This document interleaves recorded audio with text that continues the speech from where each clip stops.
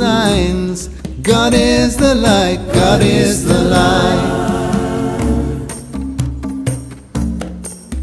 How great the beauty of the earth and the creatures who dwell on her. How great, then how great the Creator. As its mountains pierce the clouds, high above the lives of men, weeping rivers for thousands of years. But how many hearts are closed to the wonders of this sight, like birds in a cage, asleep with closed wings, but like work stops